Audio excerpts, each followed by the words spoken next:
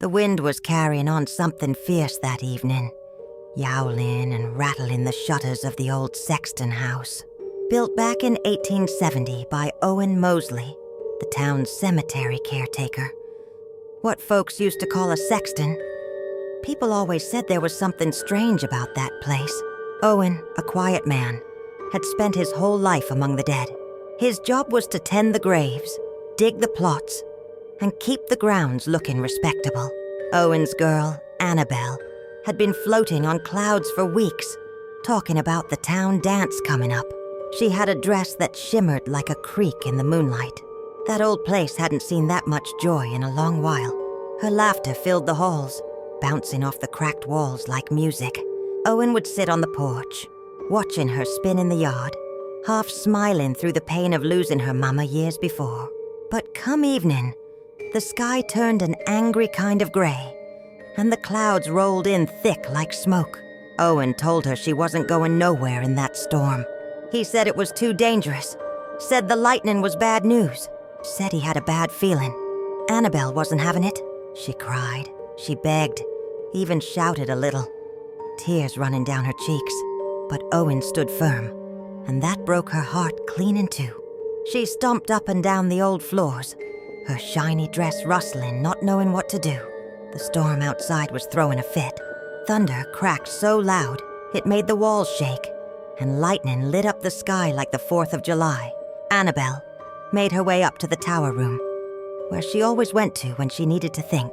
It had one tall window facing the cemetery where she'd sit. She stood by the window staring out into the storm, her eyes full of tears and spite.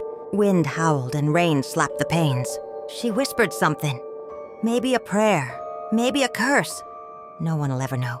And then, just like that, a bolt of lightning struck so hard, it turned the night to day for a heartbeat. Folks say Annabelle's face got burned right into that window, etched clean and clear like a photograph.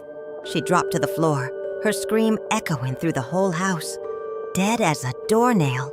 Folks from every corner of Logan County started coming round to see the face in the tower window. They'd stand there gawking. Others claimed they heard her sobbing. The peace they were looking for never came, not with strangers showing up day and night.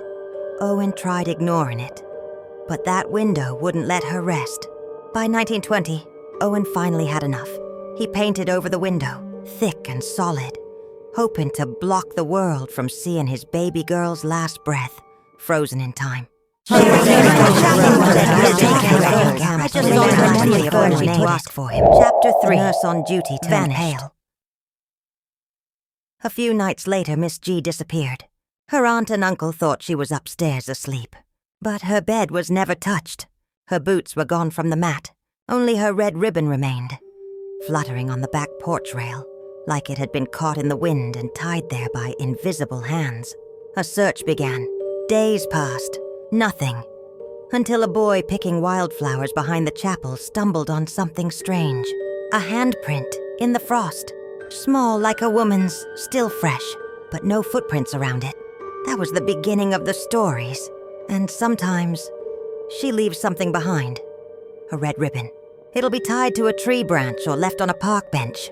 And if you pick it up, if you keep it, well, don't, because those who do often fall ill. And they say the fever comes quickly. Like the wind from 1918, it snatches you fast, just like it did her. Epilogue. Camp Taylor is gone now. Most of it, anyway. But the land remembers, and so does she. So if you're walking near that old ground after dark, stay close to the road, and don't answer when a soft voice calls from the trees, because not every love story has an ending, and some ghosts don't want to be forgotten.